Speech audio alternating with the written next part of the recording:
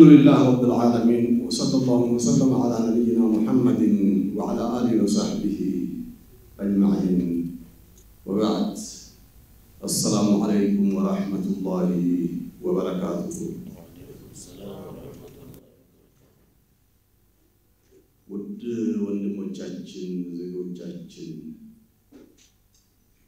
ዛሬም እንደወትሮው ከእናንተ ጋር መገናኘት የፈለግነው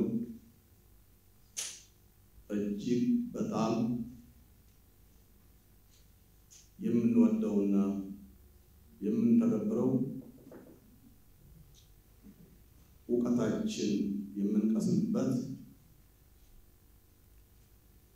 አጥተን የነበረውና በዚሁ በቀና መንግስታችን በለውጥ መንግስታችን ያገኘነው እድል በቁጭት ለመከታተልና ለመጠቀም ለመተግበር እየተገን ባለንበት እንቅፋቶች በየጊዜ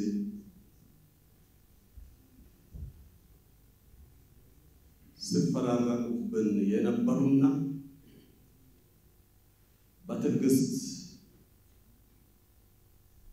በመቻቻል በሚለው መቻቻል የሚለውን ቃል ትተን ነበር። በዚህ በለውጡ መንግስት መቻቻል ማለት ትርጉሙ ለእናንተ መተርጎም አያስፈልግም። አንዱ ሸካሚና አንዱ ተሸካሚ ማለት ነው። ያ የለም። ወቅቱ የእኩልነትና የሙሉ መብት መጠቀም ስለሆነ ሆኖም ግን በትምህርት ሚኒስቴር በኩል የሚመጣብንን በመቻቻል ነው ያሳለፍነው።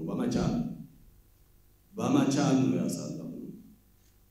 እኛ እንደ ሙስሊም እንደ ኢትዮጵያ ሙስሊሞች የት እንደነበርንና ከየት እንደመጣን ምን ስንባል እንደነበርን ሁሉ ሁላችንም ወደ ኋላ ስንመለከት እናስታውሳለን። ያለፉትን ቁስሎች እንድነካኩ አንፈልግም። ያለፉትን ቁስሎች እንዲያስታውሱንም አንፈልግም። ምክንያቱም የለውጡ መንግስት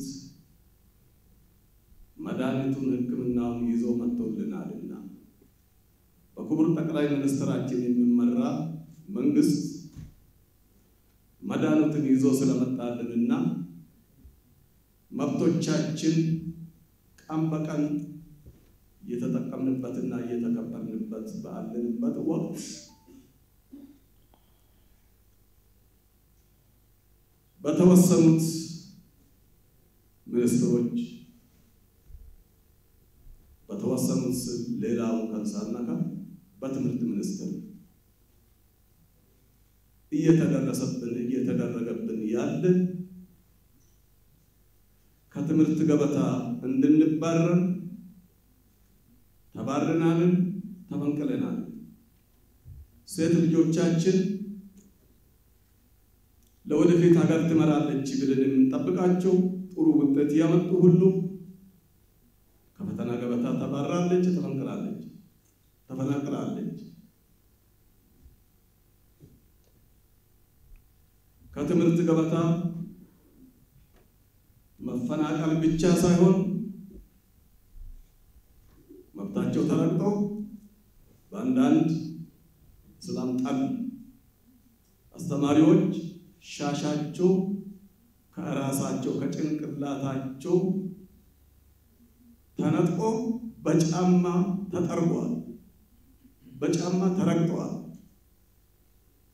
እያየን እያወቅን መቻል የምችለውን ይዘን መቻቻል የምንለው ሌላ ቦታ ቀርቶ እዚች ላይ ችለን ዘመናትን አሳልፈናል።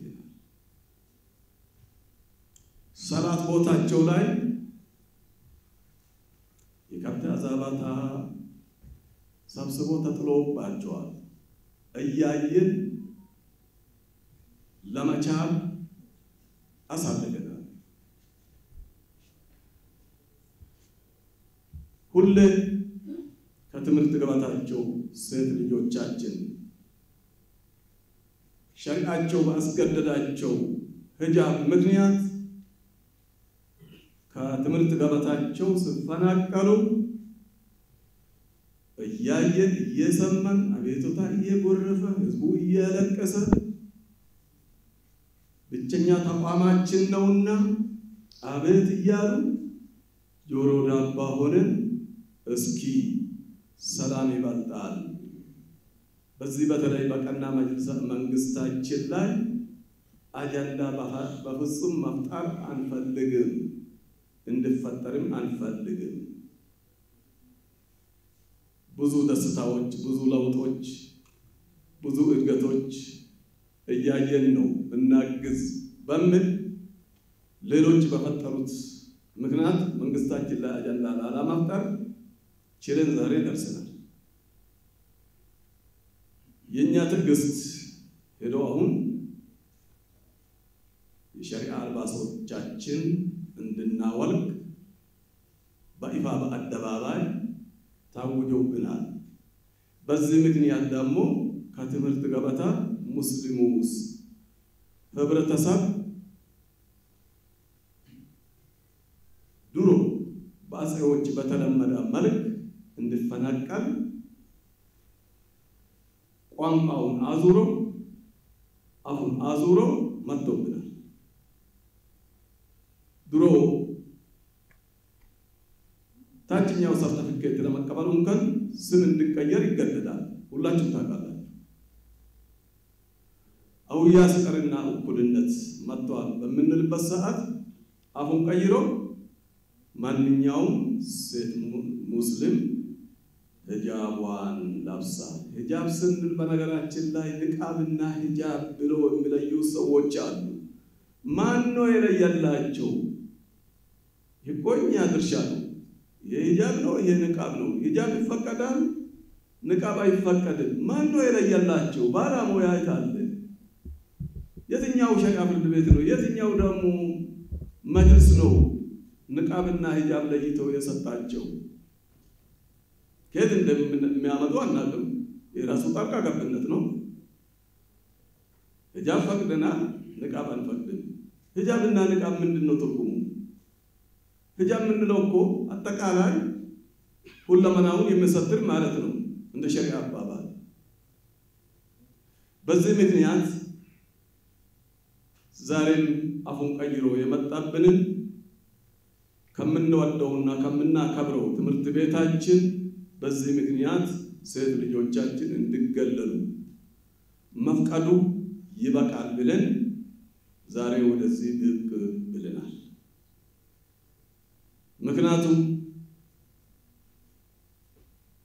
እርግጠኛ ነኝ መንግስታችን ሙሉ ለሙሉ መብታችን አክብሮ አስከብሮልን ባለንበት ሰዓት በአንድ ሴክተር በሁለት ሴክተር የሚደርስብንን ግፍና ጭቆና በፍጹም የማንቀበል መሆኑን በዚህ አጋጣሚ ለመላው ኢትዮጵያ ሙስሊም ህብረተሰብ ሊያረጋግጥላችሁ ወዳለሁ ይህንን ስንል ትምህርት ሚኒስቴር በገዛ ትምህርት ቤታችን በገዛ ገንዘባችን የሰራነውን ቤት የግል ቤት አድርጎ እንደፈለገ የሚጫወትበት አጋጣሚ አንፈቅደው ይህንን ስንል ትምህርት ቤታችን የተከበረ